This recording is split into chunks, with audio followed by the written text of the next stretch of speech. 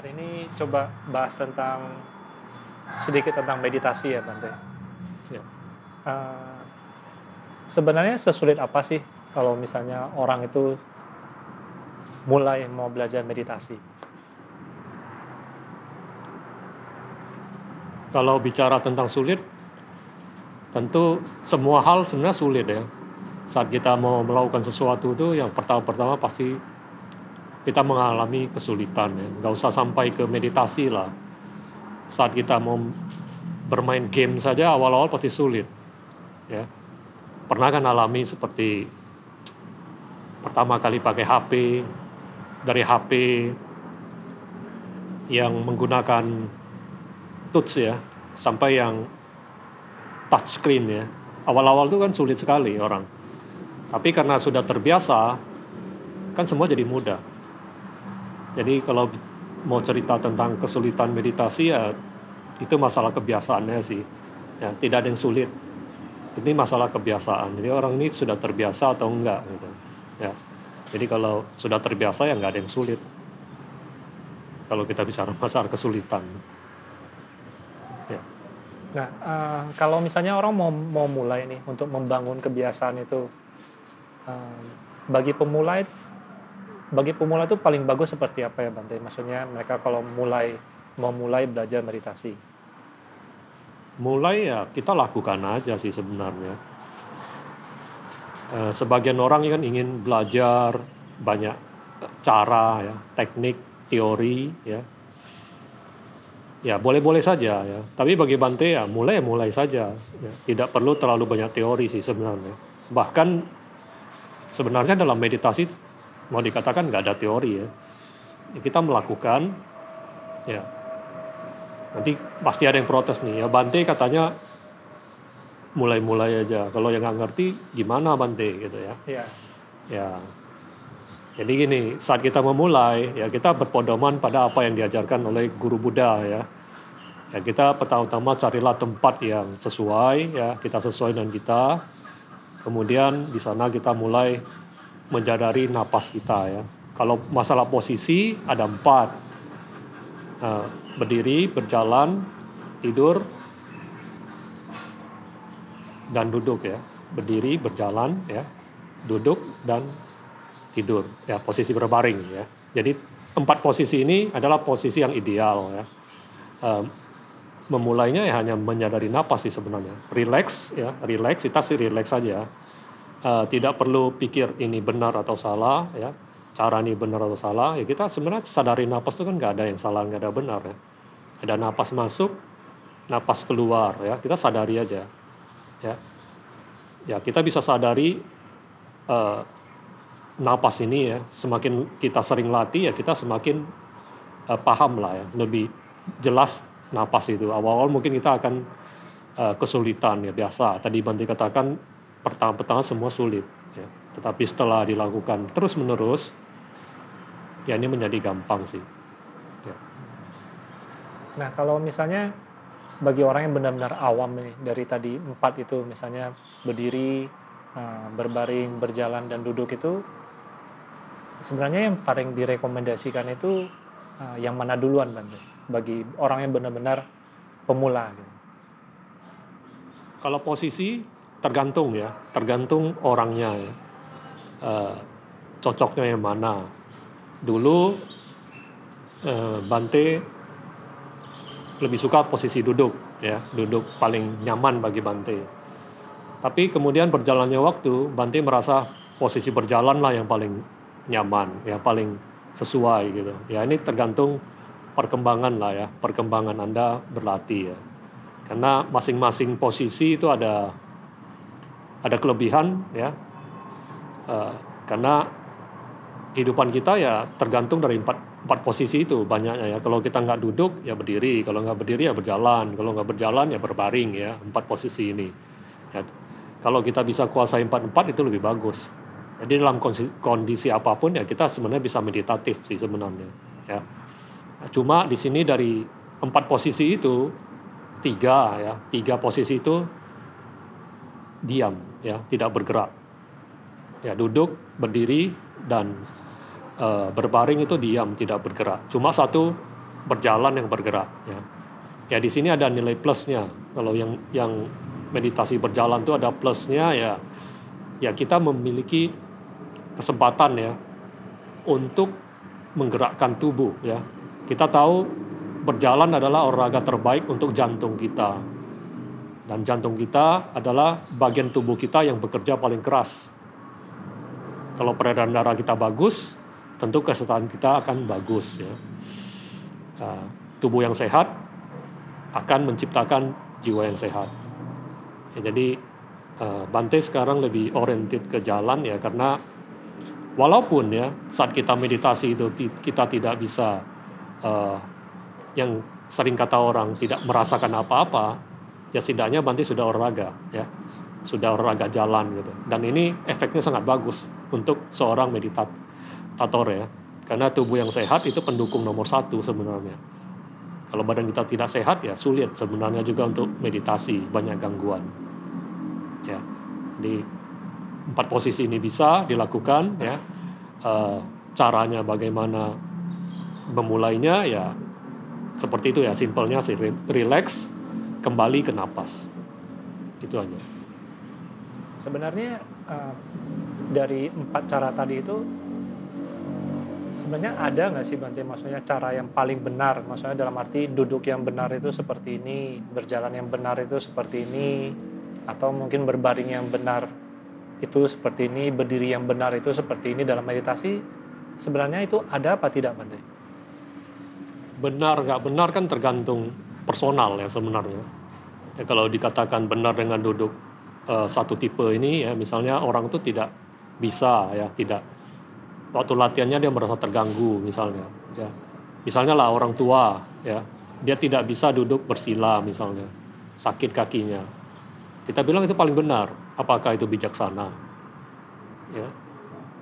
Mungkin lebih bijaksana kalau kita bilang duduk di sofa lebih bijaksana untuk orang-orang seperti itu ya. Jadi ini tergantung personal sih, personal mereka. Saat kita melakukan meditasi dan kita merasa kita bisa melakukannya dengan nyaman ya, tidak istilahnya terganggu ya, ya kita sebenarnya sudah melakukan hal yang benar. Kita cuma melatih kesadaran kok, sadar, napas masuk, napas keluar ya. Selama itu kita bisa lakukan tanpa ada paksaan ya, tanpa merasa menderita ya, ya kita sebenarnya udah benar sih. Nggak ada istilah salah benar sebenarnya ya. Salah benar kan cuma satu yang bisa menilai, itu adalah guru kita ya, guru kita yang istilahnya benar-benar ngerti kita lah ya. Dia yang bisa nilai. Tapi kalau secara dhamma sebenarnya guru yang terbaik juga dalam diri kita sendiri kan. Kita sendiri adalah guru kita. Jadi kita melihat ini cocok nggak ya untuk kita. Apakah ini sesuai untuk kita? Ya, jangan nanti waktu kita sakit, kita paksakan meditasi jalan misalnya. Padahal kita sakit. Kenapa kita tidak meditasi berbaring?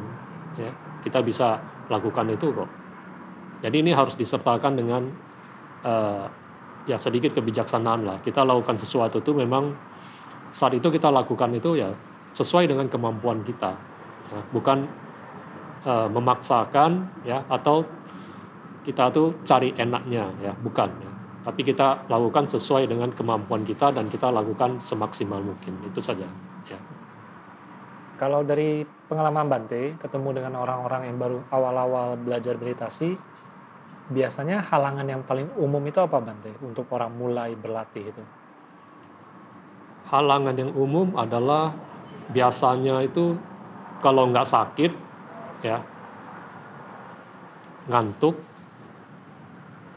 ya, kalau enggak bosan ya, bosan ya. Yang sering itu mungkin sakit ya, merasa sakit. Ya sebenarnya ini halangan ini sebenarnya biasa sih. Ya, kalau kita biarkan sebenarnya bisa berlalu.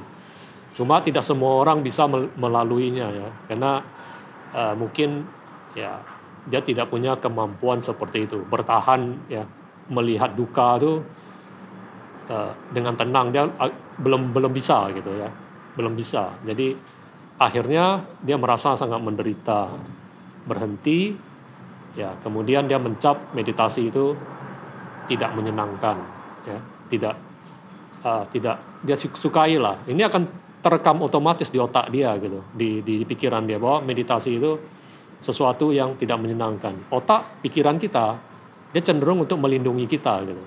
Jadi sesuatu yang mengancam diri kita, dia akan selalu berusaha menghindari. Ya, jadi kalau orang yang malas meditasi itu sebenarnya dia merasa terancam sih. Meditasi itu nanti kalau saya meditasi saya menderita gitu ya. Ada ketakutan seperti itu. Ini karena dia mulai dengan memaksakan diri. Ya, memaksakan diri itu kan sebenarnya landasannya juga kebencian sih, nanti kebencian juga atau keserakahan ya.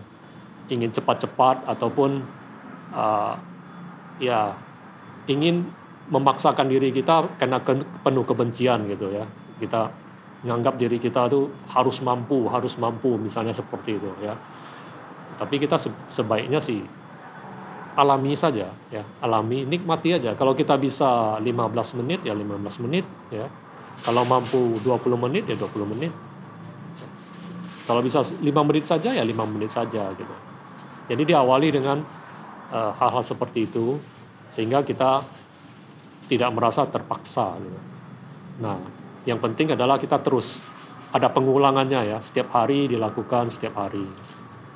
Kalau ini dilakukan ya suatu saat meditasi kita akan terus berkembang sih durasinya.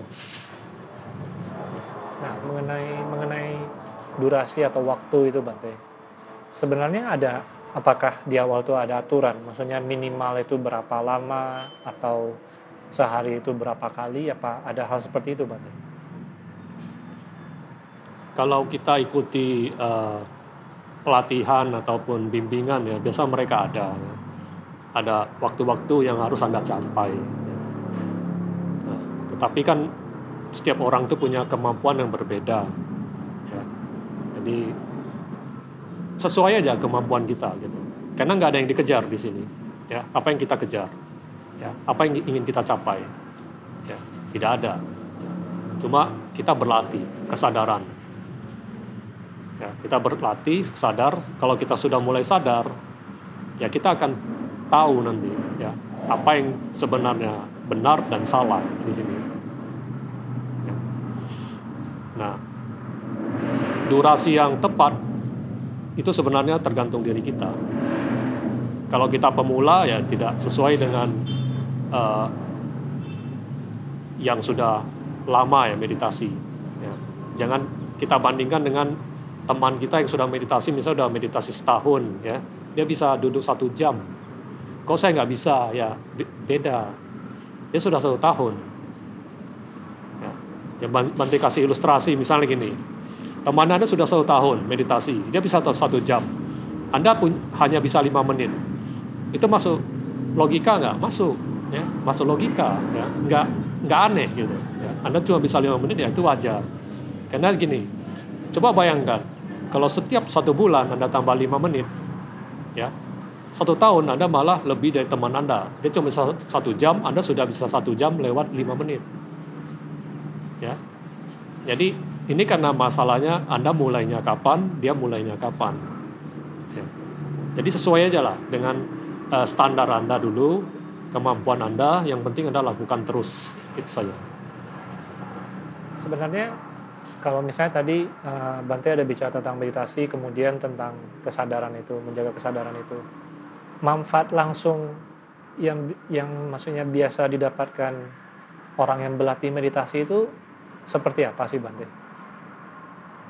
Manfaatnya ya banyak sih sebenarnya ya, manfaat ya. Kalau yang Bante rasakan ya kita tidak terlalu gampang untuk menderita sih sebenarnya. Saat kita mendapatkan kata-kata yang kurang menyenangkan ya, kita tidak akan menderita ya. Mungkin kita masih bisa menderita sebentar ya, tapi kemudian lenyap. Atau kita duduk di ruangan yang panas ya, kita cuma sebentar saja, oh ini panas, udah tuh kita nggak begitu menderita gitu. Beda sama orang yang tidak meditasi ya. Kalau tidak meditasi itu dibawa terus ya, misalnya dikatakan ini gitu sama temannya ya, sesuatu yang tidak menyenangkan ya. Itu bisa sampai dibawa sampai ke rumah, ya, sampai malam hari, ya, mungkin sampai besok-besoknya bisa dibawa gitu. Tapi kalau orang sudah meditasi, semakin bagus meditasinya ya semakin cepat sih sebenarnya hal-hal negatif itu keluar dari diri dia. Yang membuat kita menderita kan eh, hal-hal negatif sebenarnya, ya. Jadi kalau hal-hal negatif ini tidak melekat pada diri kita, ya sesuatu yang tidak benar ini tidak melekat pada diri kita, ya tentu kita tidak banyak penderitaan sih. Ya, kita lebih bahagia. Terus tadi kalau misalnya kembali lagi ke masalah durasi tadi ya, apakah seorang yang bermeditasi lebih lama itu berarti itu yang lebih baik ya Bante? Maksudnya dalam arti kalau misalnya saya berpikir, oh bermeditasi lebih lama itu berarti mungkin lebih baik, jadi saya lama-lamain gitu Bante. Nah itu pandangan mengenai hal seperti itu seperti apa Bante? Ya, meditasi lama kalau bisa bagus, ya. Cuma kalau kita berpikir untuk bertahan lama supaya orang lihat saya meditasinya bisa bertahan lama, ya ini keserakahan, ya. Ya, kita ingin dipuji atau apa, ya. Ini sudah kekotoran batin, ya, kekotoran batin. Ini sudah bukan meditasi lagi, ya. Tadi kan Bante sudah bilang, lama enggak lama itu tergantung udah berapa lama kita berlatih, ya. Ya, jadi ada orang juga meditasi bisa lama ya karena dia sudah meditasi lama, ya. Ada yang bisa meditasi lama karena saat dia meditasi dia melamun, ya. Melamun dia bukan meditasi, dia melamun, ya. Nah, ada yang bisa meditasi lama karena dia tertidur, ya, tertidur. Dia tidak sadar dia tertidur, dia anggap dia masuk dunia kekosongan, ya. Tapi dia tertidur misalnya, ya. Nah, kadang-kadang orang menganggap itu ketenangan, ya. Ya.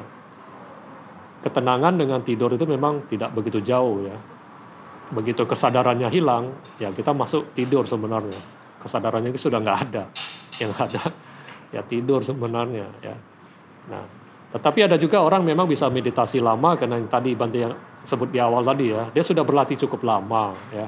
Jadi kita nggak bisa mencap ini lebih bagus atau itu lebih bagus. Yang lebih bagus adalah kualitas sih, kualitas meditasi. Ya bagi Bante meditasi yang terbagus adalah yang benar-benar sudah bagus, ya.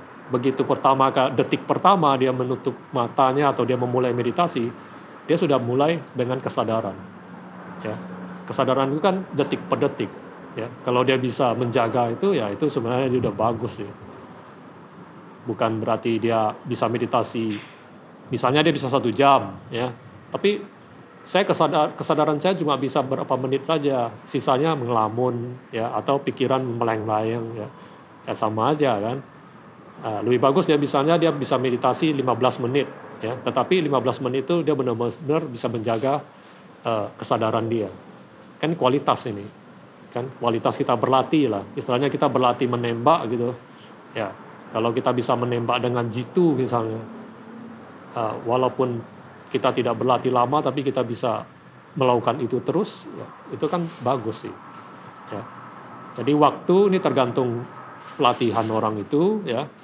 Juga bisa saja itu dipertahankan karena ingin terlihat lebih, ya, dia sudah hebat dalam meditasi ataupun terbawa lamunan ataupun tidur, ya. Jadi ada yang benar, ada yang enggak, ya.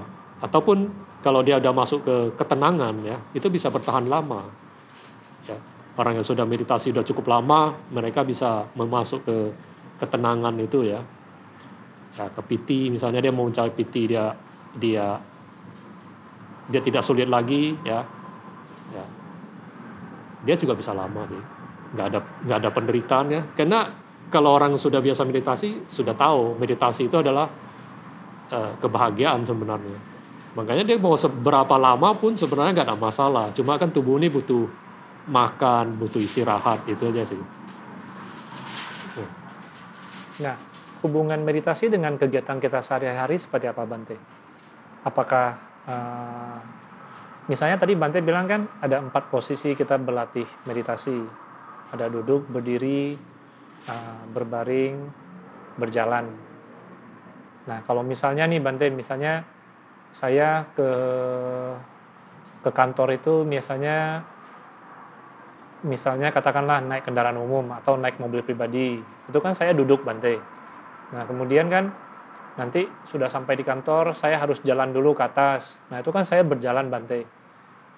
Sebenarnya bisa nggak sih kalau kita mempraktekkan meditasi itu di sana aja gitu, maksudnya di kegiatan kita sehari-hari itu Bante? Ya, ini sering dipertanyakan ya. Ada beberapa umat ya menghindari latihan meditasi dengan dia berkata demikian gitu ya. Saya sudah melakukannya semua dengan mindfulness gitu. Saya melakukannya dengan itu ya. Ya, ini memang sesuatu yang setiap orang bisa lakukan ya. Setiap orang bisa ya. Cuma apakah orang itu sudah mampu atau tidak? Ya, jadi masalah sekarang kan seperti kita bicara orang bawa mobil lah ya. Apakah seorang pemula dia bisa sesantai orang bawa mobil yang sudah expert gitu ya, bisa sampai ngobrol kan udah sering bawa mobil ya, sudah pakar lah, bisa sambil ngobrol, bisa sambil mungkin sambil ngopi ya, sambil dengar musik gitu. Dengan pemula ya, pemula itu kan bawa mobil itu kan tegang sekali ya. Apakah dia bisa seperti itu?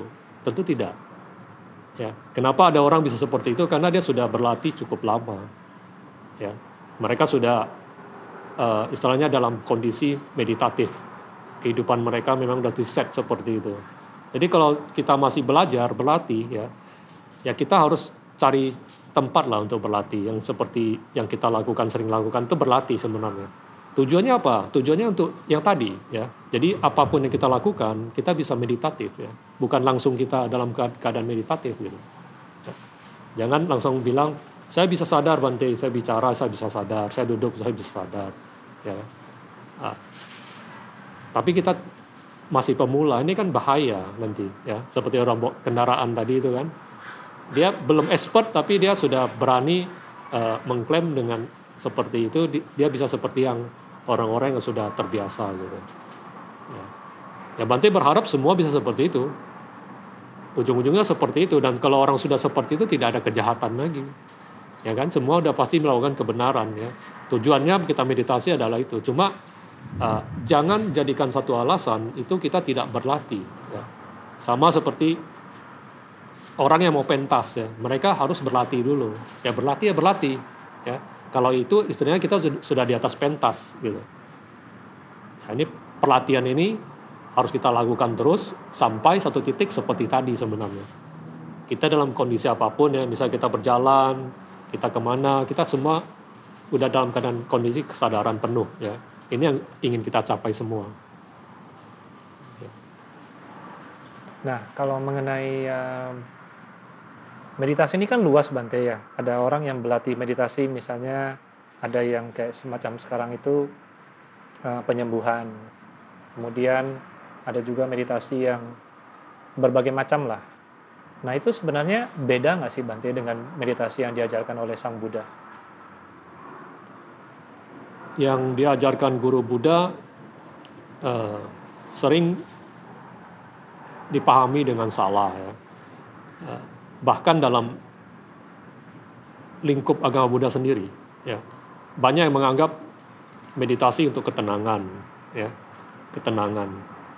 Sekarang muncul lagi untuk kesehatan ya. Bahkan kalau kita bikin seminar ya, ataupun sesuatu kegiatan lah ya berhubungan dengan meditasi, malah yang gitu-gitu yang lebih menarik ya, bisa menyembuhkan ya, itu sangat menarik. Nah, terus mungkin kalau nanti ada yang membahas meditasi nanti bisa membuat orang bisa punya kekuatan kesaktian, mungkin itu akan lebih menarik lagi ya. Ya inilah penggeseran ya. Sebenarnya hal-hal seperti itu kan sebenarnya duniawi. Ya duniawi sekali gitu loh. Istilahnya yang diajarkan Buddha itu emas gitu loh. Ini cuma besi gitu. Ya, tapi orang lebih tertarik besi daripada emas ya. Kenapa? Ya karena manusia kan masih diliputi kebodohan. Ya. Sang Buddha ngajarkan tentang meditasi kesadaran ya. orang masih sibuk dengan ketenangan, ya, kesehatan, ya ini itulah. Karena ya mereka masih ya diliputi hal-hal seperti itu, keserakahan, ya, ya kekotoran batin lah seperti itu. Ya. Tapi kesadaran ini tujuannya apa? Yang diajarkan Sang Buddha, kita sadar. Setelah kita sadar dalam kehidupan kita itu akan muncul pengetahuan. Ini penting, ya. Pengetahuan ini nanti akan mengakibatkan ya kita akan tambah bijaksana. Ya. Ya kalau ini muncul, tentu apa yang kita lakukan adalah sesuatu yang benar. Ya, yang tadinya harusnya orang nih sakit-sakitan, ya, karena dia sudah berlatih meditasi, dia punya pengetahuan, ya, yang tadi Bante katakan, karena saat meditasi itu, apalagi meditasi jalan, ya, tubuhnya semakin sehat, ya, tentu otomatis kesehatan dia dapatkan juga, ya. Ya, jadi hal-hal seperti ini tidak perlu terlalu kita terlalu kita debatkan, ya. Misalnya ada orang belajar meditasi untuk kesehatan, ya boleh-boleh saja, ya. Untuk hal-hal lain ya boleh-boleh saja. Tetapi sebagai umat Buddha, tentu kita harus tahu, ya, mana yang emas, mana yang besi. Ya. Anda mau besi, ya silahkan. Ya. Tapi kalau Anda mau emas, ya Bante tawarkan ini, ya kesadaran. Ya. Kesadaran untuk apa Bante? Untuk semuanya. Ya. Apa yang Anda ingin capai itu bisa sebenarnya. Ya. Ya. Dengan kesadaran ini, yang tadi Bante sampaikan adalah diri Anda akan muncul pengetahuan, itu yang paling penting. Setelah Anda punya pengetahuan, ya Anda menjadi orang yang melakukan sesuatu itu secara tepat, ya. Apa yang Anda lakukan tepat, tentu semua tujuan Anda tercapai. Ya. Tentu Anda ingin itu, ya. Tujuan Anda bahagia, Anda tercapai bahagia. Anda ingin sukses dalam usaha, Anda akan sukses. Kenapa? Anda sudah punya kesadaran dan bisa berpikir dengan benar, gitu, ya. Tindakan Anda benar, ucapan Anda benar, ya semua hasilnya pasti sangat memuaskan.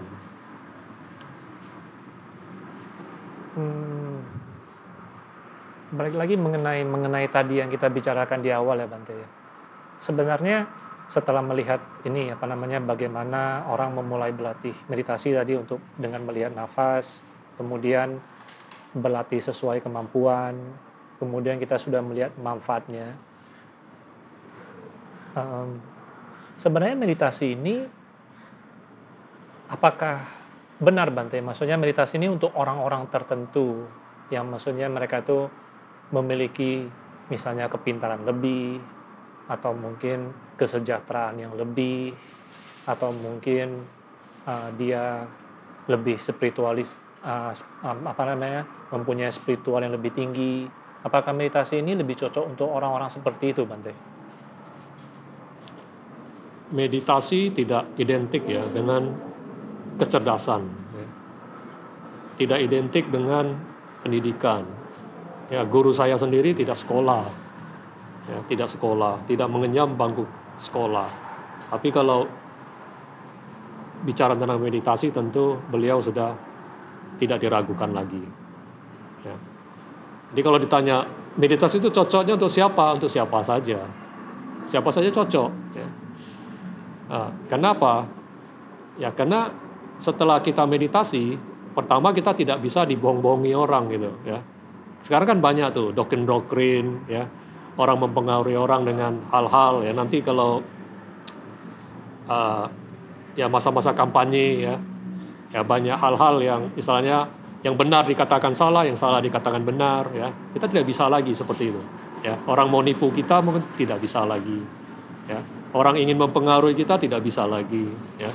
Karena ya kita sudah punya kekuatan di dalam diri kita, batin kita sudah kuat karena kita memiliki kesadaran, ya. Kesadaran itu muncul pengetahuan ini akan bisa memilah-milah ini yang disampaikan orang ini kepada saya ini ada satu kebenaran atau tidak, ya.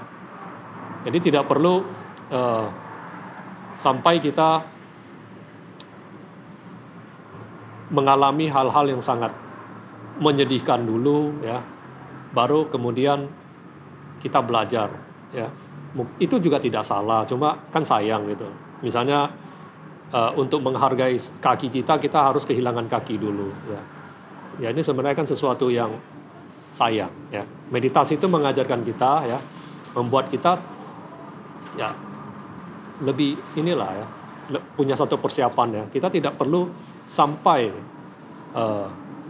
mengalami sesuatu yang sangat buruk dulu ya, baru kita termotif untuk hal-hal yang lebih baik misalnya. Ya. Karena kita sudah sadar ini akan bisa menghasilkan sesuatu yang jelek nantinya. Ya. Dengan kebijaksanaan inilah sebenarnya kita tidak terjerumus lebih dalam ya, di lingkaran kehidupan yang penuh dengan penderitaan ini. Ya. Jadi kalau kita meditasi ya kita akan muncul lah itu. Dhamma dalam diri kita akan muncul ya.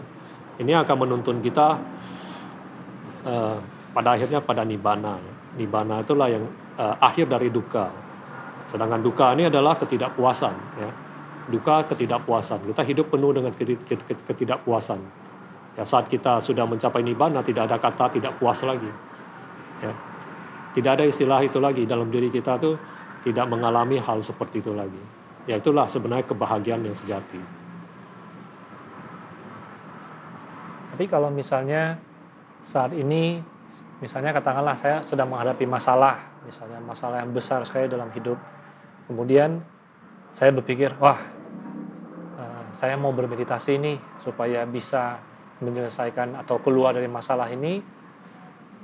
Ini pandangan yang benar tidak, Bante? Meditasi tujuannya untuk keluar dari masalah ya. Kalau bicara benar atau salah ini kan tergantung ya. Kayak ini hampir sama kalau misalnya orang sakit nih, dia mau meditasi untuk kesehatan, hampir sama juga lah ya. Itu satu ya satu batin, satu ke fisik ya. Sah-sah saja, boleh saja gitu. Cuma kita harus tahu ini kan sebenarnya tadi kata Bante kan ini kan sebenarnya duniawi sih. Ya, sesuatu yang kita dapatkan juga tidak begitu berharga-harga banget gitu. Tapi kita kan orangnya penuh dengan keserakahan ya. Besi pun kita mau gitu. Ya seperti itulah. Ya jadi kita ada masalah ya. Kita mau ini cepat selesai. Ya, sedangkan kesadaran tuh bukan masalah dia selesai atau enggak gitu. Ya. Tapi kita lihat penyebabnya. Masalah kita ini penyebabnya apa nantinya. Karena kita punya pengetahuan kan di sana. Kita sadar kenapa kita bisa sampai dibenci orang misalnya.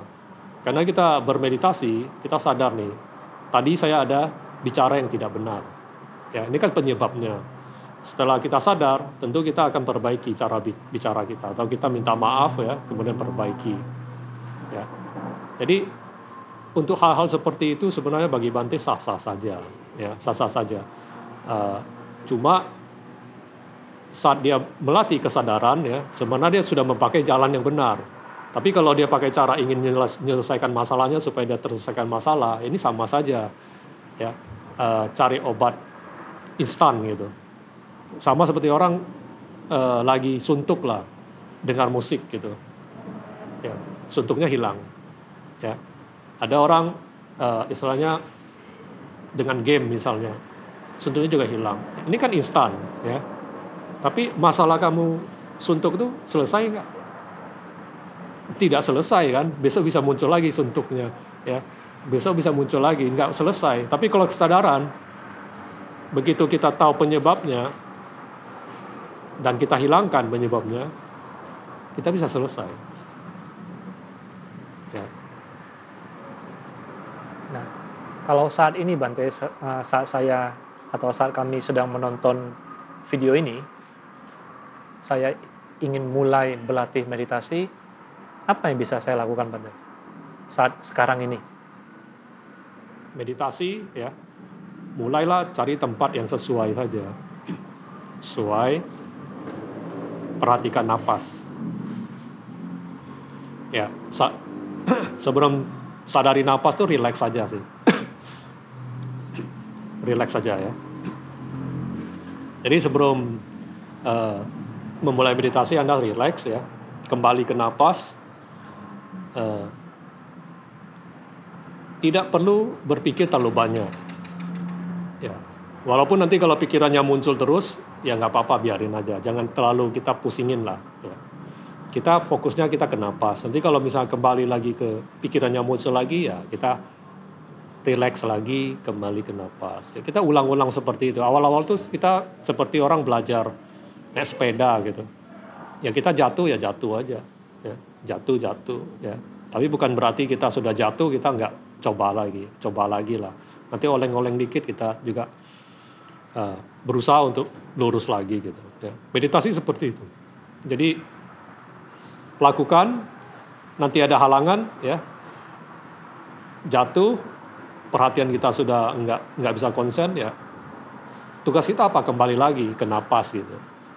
Ya, tidak perlu mengadjust ya, menilai diri kita, wah saya ini nggak bisa meditasi, saya nggak pintar meditasi, saya nggak cocok meditasi. Ini kebodohan batin, ya. Ini kebodohan batin. Ini sesuatu kebodohan batin yang Anda percayai.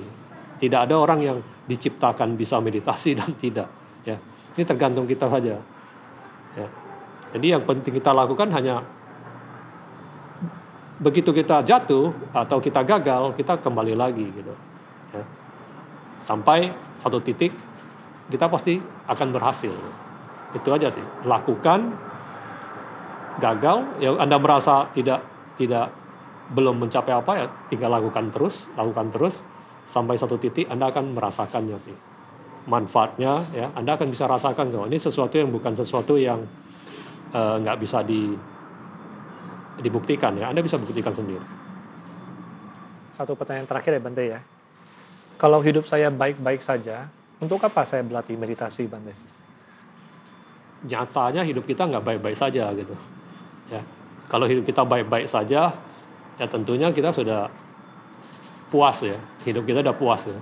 Sedangkan hidup ini diliputi ketidakpuasan, diliputi duka gitu. Ya, kenapa Dhamma diajarkan Sang Buddha ya? Karena hidup kita tidak baik-baik saja kok. Ya, mungkin sekarang ini saya bisa bicara saya baik-baik saja kok.